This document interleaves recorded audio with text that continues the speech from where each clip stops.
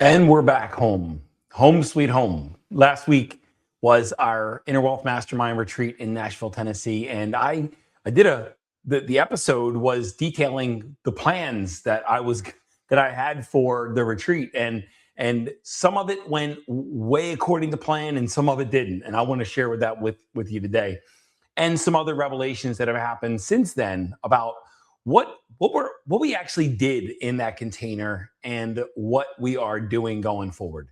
And I want to like anchor all of the rest of what we're saying today in taking up more space in the world. That's what we that was the I guess my main takeaway from the work that we did in the retreat last week, and what we're going to focus on going forward. It's learning and stepping into a place of taking up more space in the world, and I'll share all about what that means.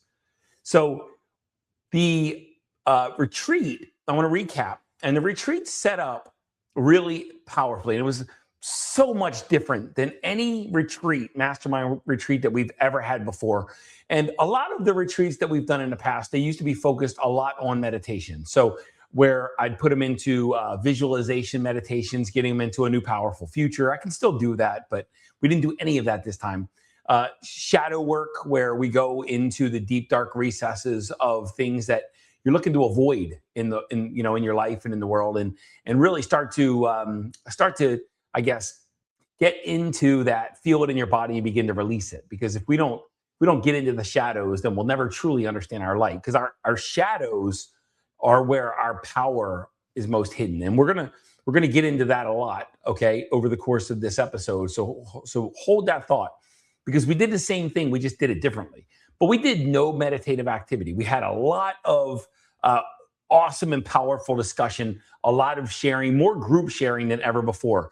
But the work was more powerful, and more liberating than we've ever seen from inside of the Inner Wealth Mastermind retreat. And really, and I'm talking on behalf of myself and Kara Dossi, our operations assistant, and Angie Kitko, my wife, and I guess our event coordinator. This is why we're so excited for future retreats, and we love the retreat container so much, is because they are so crucial and impactful to the work we get to do. Because on the calls week to week, we definitely connect and continue to connect, and there's accountability on the calls for the work that we're doing. But it's inside of the retreat container that the work actually happens, and we start to leave a lot of the past in the past and take a whole new self into the future. And when we have workshops, and I've got a new workshop that I'm kind of working up in my mind, but when we do workshops, we start the process of this, but it's within the retreats and in the mastermind itself, the meetings on a weekly basis, that we actually just keep that work going and keep the momentum going. All right. So we did to start the retreat off, we did what we call a soul science day. Now, the soul sciences, I am a woo-woo motherfucker. I love the soul sciences. And it's, there's a group of systems and so many more than I even know of, but a group of systems that, like natal astrology, like gene keys, human design, the soul contracts, Mayan astrology, the life you were born to live. There's so many different systems, numerology. There's so many different systems and so many different platforms that you can use to really understand yourself at a much, much deeper level.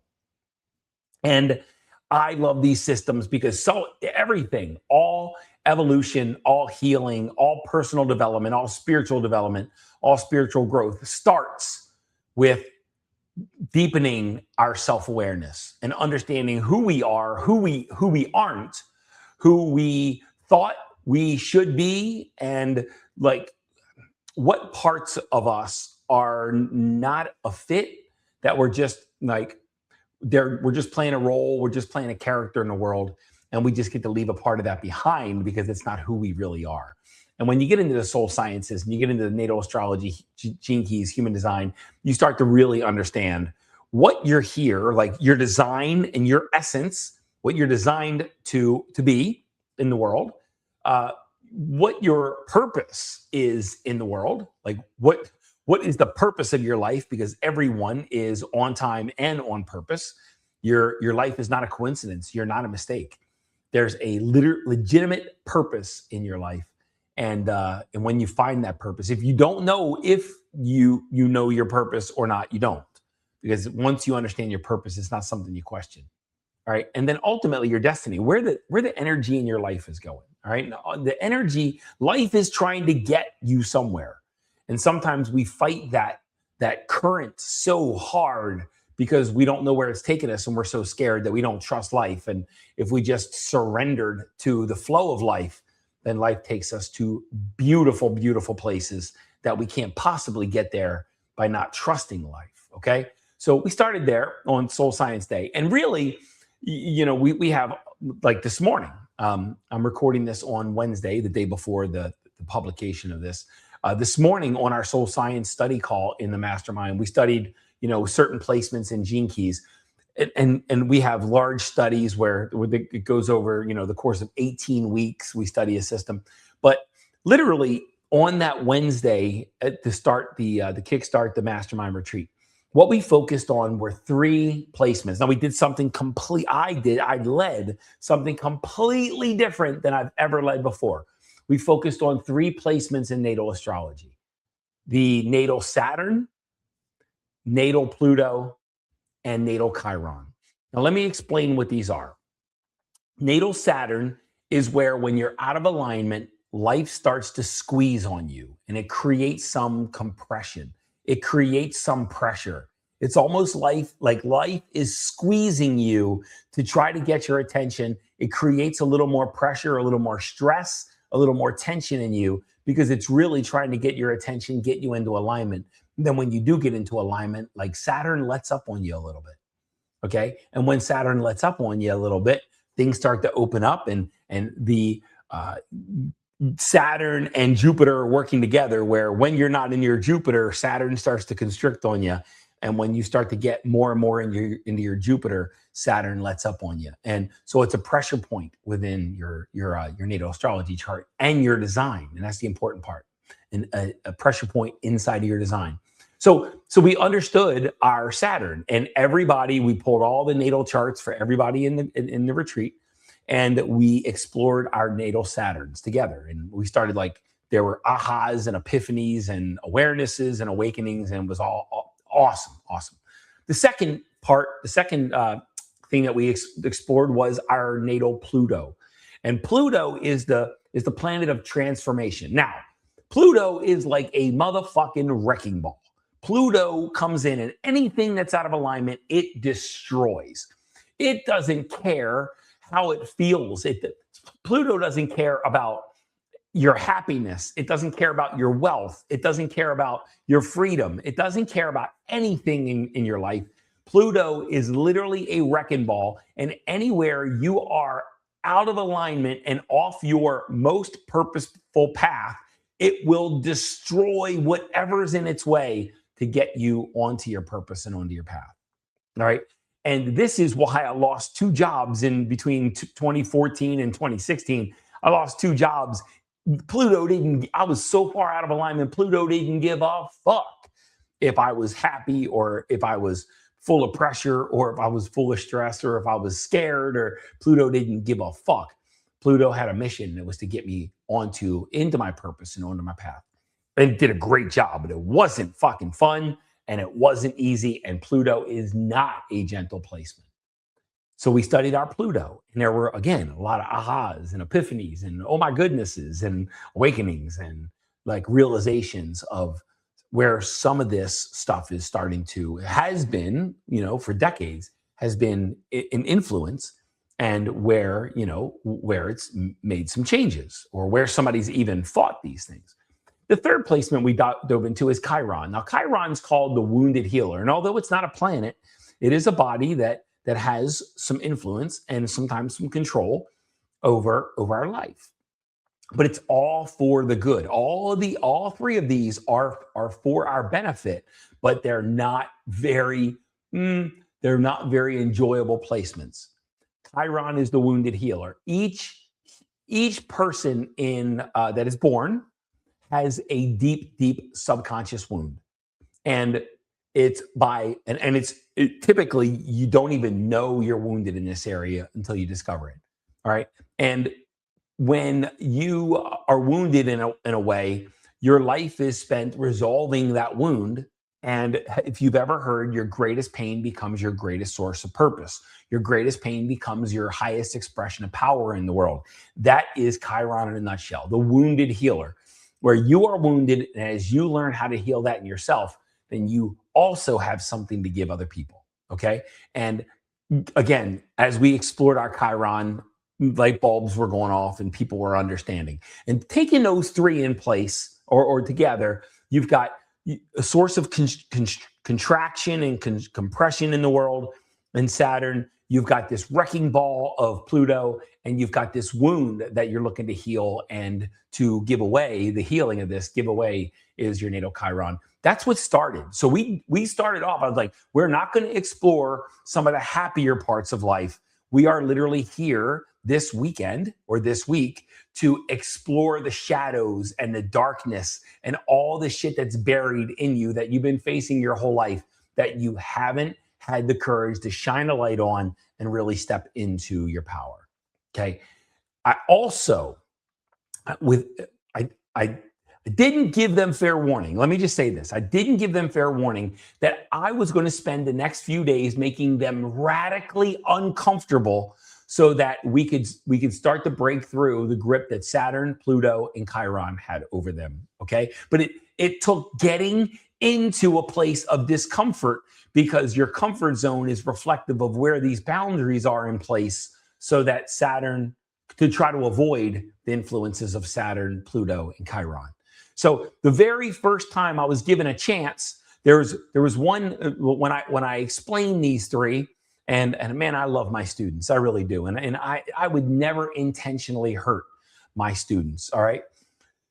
But when I shared these, there was one of our students that walked over to me and got as close to me, pretty much as close to me as he could, and he whispered, and this is when we were kind of on a break, and he whispered, he said, "Mike, what am I supposed to do with these?" And I gently stopped and I called the room to attention and I said, "Hey, everybody, got a question, and pay attention. Everybody be quiet, lock your eyes on," and I named the person, because I want him to say his question out loud. And then he like gently and timidly expressed his question. And I said, "Louder, say it louder, say it louder." And you could literally see the student start to get really fucking pissed and really angry. And this is when I realized, guys, I hadn't done a good job of setting up the work that we were there to do this weekend or that week. I keep saying weekend because our intensives are on the weekend and our retreats are during the week. But I hadn't properly done a great job. And that's when I kind of called time out and said, "Guys, I want to demonstrate something, why we're here and why I just challenged you the way I challenged you. And I know you're angry at me, but just stick in there for a second and I'm going to show you what we're here to do and why I just challenged you in a way that really, really fucking pissed you off, all right, made you angry." And I went upstairs and I got my Speedo on and I had it under my clothes and nobody knew. And we videoed it. I set up the video camera and I explained, guys, now if you listened to last week's episode, you'll understand. If not, go back and listen to last week's episode and you'll understand that, what I'm getting ready to share. But I said, listen, my whole life I've hid my body. All right. I've hid my body. I've hid it away. It's had massive, massive impacts on my life. And I went over all the different, elements of impact, negative impact that it's had, where I've hid myself away, where I've not shown up, where I've kept myself like clothed because of shame. And I kept myself bathed in shame. And I didn't allow myself to experience certain things in life, all because I was ashamed of my body. And I said, right now, I'm getting ready to do something that's the most uncomfortable thing that I've ever done in my life. Now, I've been in Marine Corps boot camp, and that was freaking strugglicious. I've jumped out of an airplane, and that was fucking frightening as all get out. And I'm getting ready to do what I feel is probably even more fearful than either of those. And I took off my clothes, and I just stood there in front of them in my rainbow Speedo. And I opened my arms. That's important. And we're going to get to that.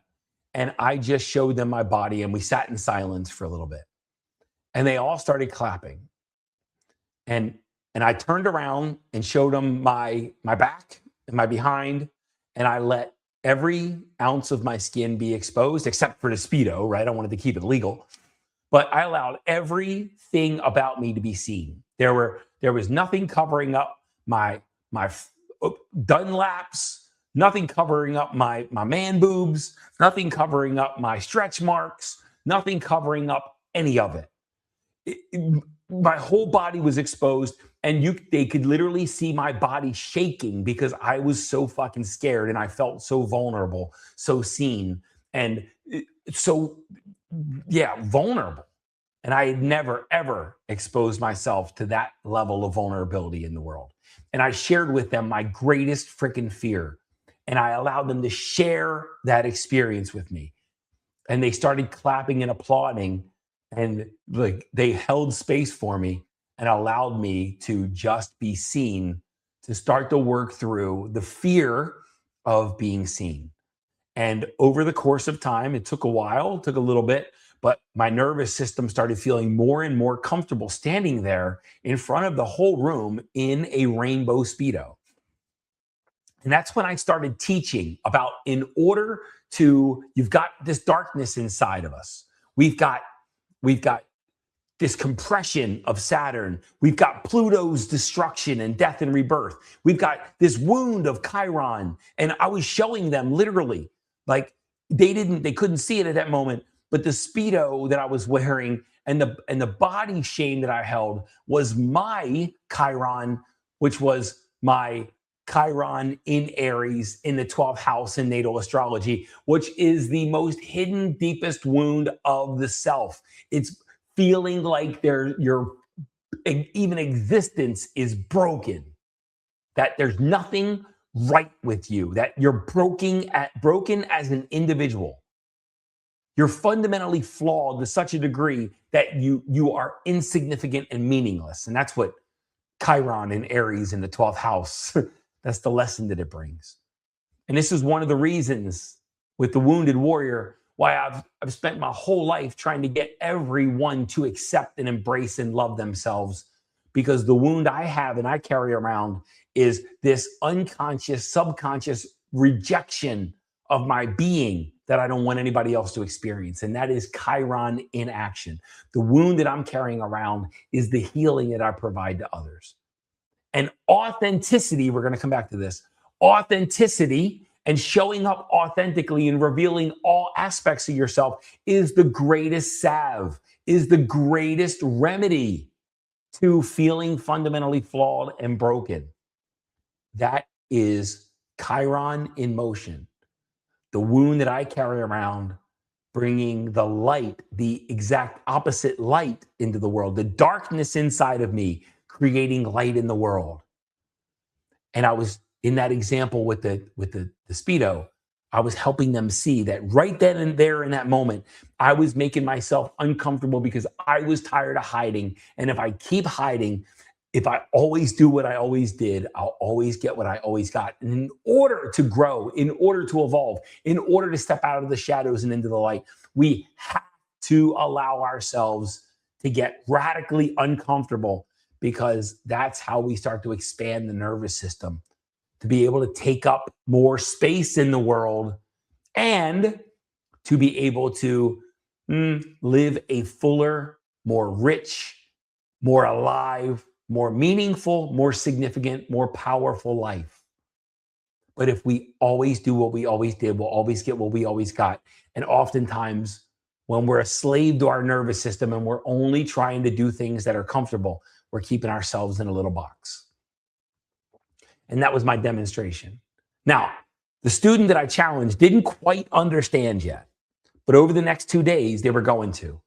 Because there was about 6 or 7 students that literally, you could say they were, and I'm air quoting, they were on the hot seat, but they shared this deep, dark fear, insecurity, inadequacy, these things of insignificance that had consumed them and choked the life out of them for every second that they've been alive. Whether it be someone's sexuality, whether it be someone being a leader of men that it was not an alpha male, but a sigma male. And if you don't know what a sigma male is, look it up. I'm not going to go into, but it's not an alpha male, which is an alpha asshole that has to be dominant. It's not a beta that is submissive. It's a sigma male that owns his own power and provides, protects, and never leads through intimidation, through insecurity, through dominance, but only leads through kindness, but is also lethal to the motherfucking core, the sigma male. And I was in a room full of them. Whether it be the guy in the room that was a sigma male that was struggling to step into leadership of other men to help create more sigma men and healthy sigma men in this world. You had someone who has never felt fulfillment in their career, and they were highly accomplished, but they've never ever felt fulfilled. Finally stepping into a place of allowing their bodies to feel fulfilled, and finally feeling something that they've always yearned for. And all of these things came with tears and fears and shame. But there were, I believe, 6 or 7 of them in total. But I'm going to tell you about the one that most shows how all of this work helps you take up more space. There was a gal in our retreat, and she's always shown up timid, quiet, reserved, compressed, small. When you look at how she carries herself contracted and constricted. It's like she tries to make herself as small as possible. Her voice is really low. She's not assertive in her speaking. It's almost like she's always trying to hide. She's always looking for something, whether it be a pillow, whether it be, I don't know. There's always something. She's always trying to hide behind a person or behind a screen, but she's always trying to hide. And in our retreat, I asked her to stand up. And she's really struggled to feel like she's deserved anything in her life. She provides what she feels that other people deserve, high levels of what other people deserve, but she's never really fully allowed herself to feel like she deserves anything in life. And I asked her to get in the center of the room. And I asked her to put her hands in a V, way above her head. And what that is, it's the sign of the body, the physical change that signals that I am taking up more space in the world. Okay, think of like a jumping jack where you have your legs spread out, in a V, in a downward V, and your hands, and I'm doing it on the video, I'm doing it, your arms are in an upward V. And I asked her to get into a center of the room. And I said, put your hands up in the air, put them in a V. And literally, I'm going to explain this the best I can. She literally raised them. Maybe she got her elbows to her shoulders, and then she dropped them immediately because she was afraid to take up more space. And I said, no, raise your hands in the air. And little by little, she raised them up. And I said, and they still weren't like assertively up, like all the way up. And if you're watching the video, I'm sure she was like really struggling to get her hands up high because she's never really allowed herself to take up any real space in this world. She's always allowed everybody else to take up space, but she's never allowed herself to step into it. And I asked her, I said, tell me what you deserve. Tell us what you deserve. And when she said, I deserve love. And she said it really timidly. I said, louder. And she said it a little louder. Louder! She said it a little louder, but her voice wasn't getting that high. I said, raise your hands up in the air as high as you can get them. And she raised them up high. And then when I looked around the room, everybody in the room had their hands raised up high.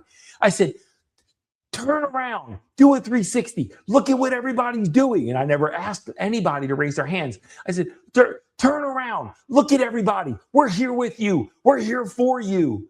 We're here. We're in this with you. Raise your hands as high as you can get them.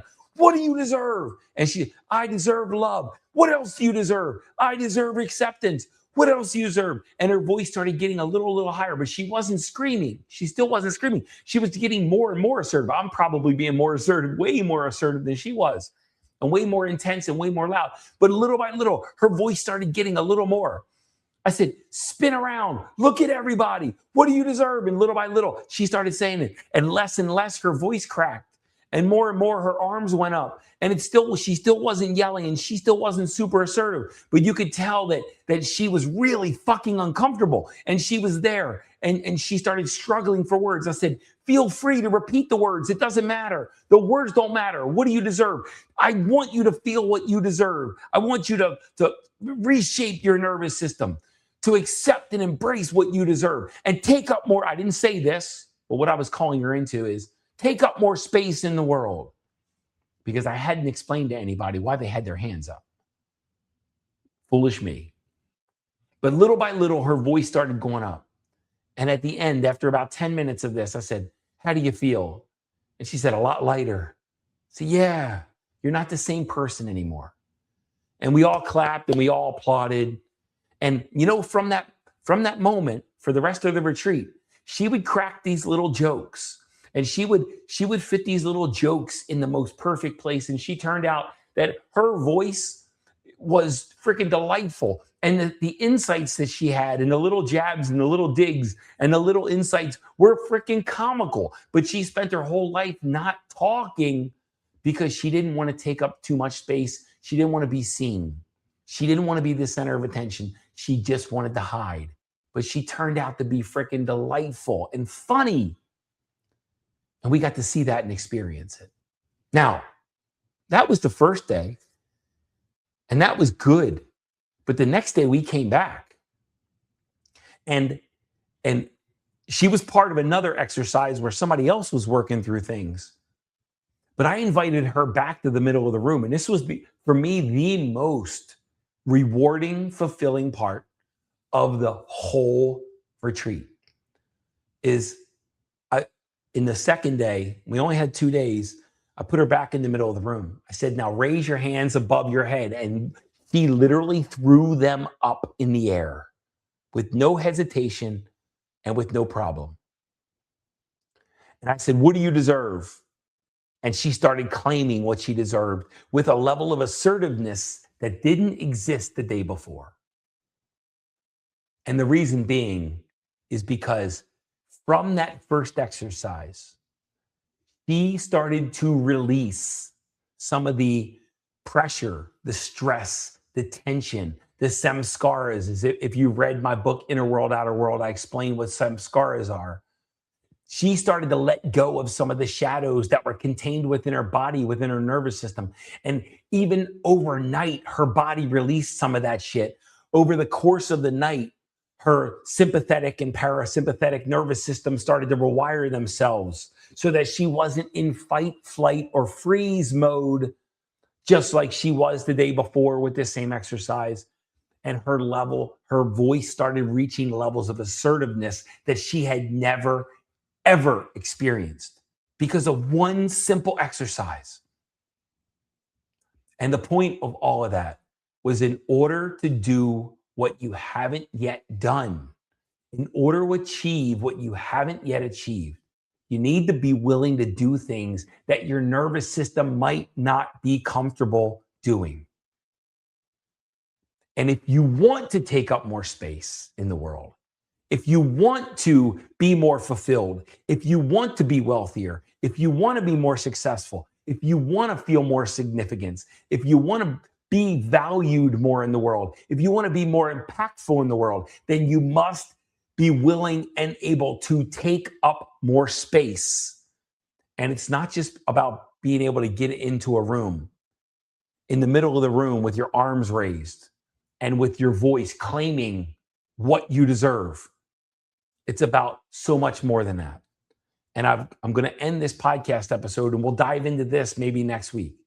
But here's the 5 things that I've come up with, because this sent me on a path. What does taking up more space in the world mean?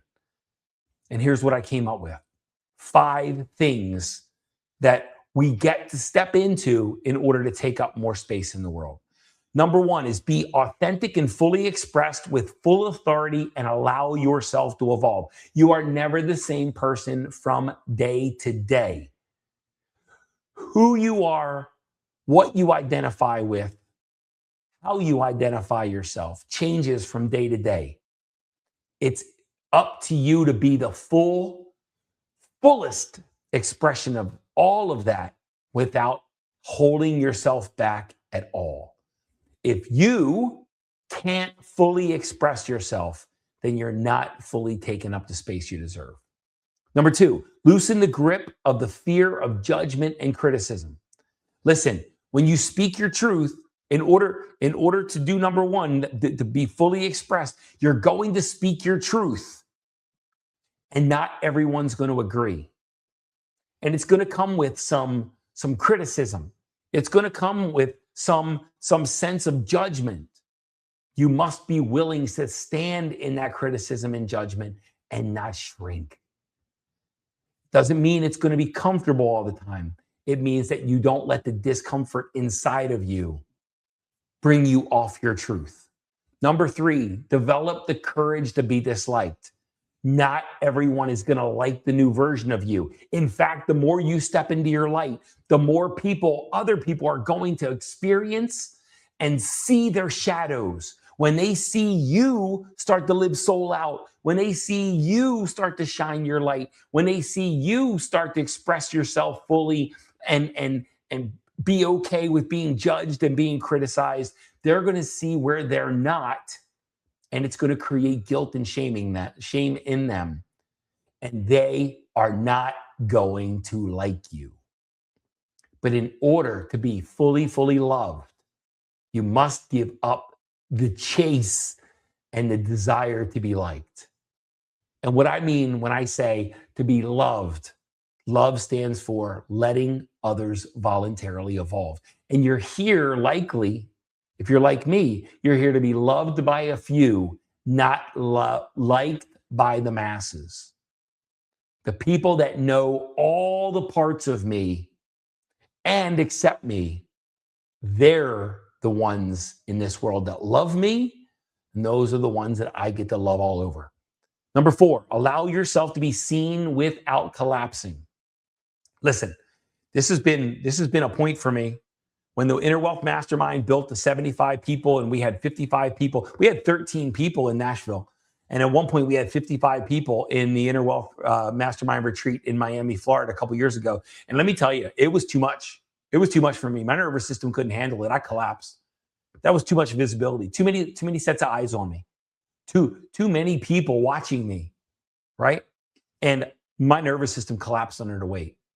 And just because there are more eyes on you doesn't mean you have to assume more burden or more responsibility or that you need to be different, okay? It's okay to be seen and to stand in your power and let them witness you for who you are, not who they think you are.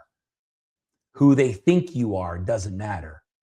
Let them see who you really are. And the more eyes, the better. Because that's when you get to see how trigger proof your nervous system really is with visibility and higher states of visibility. And fifth is share your gifts boldly and receive admiration and recognition graciously.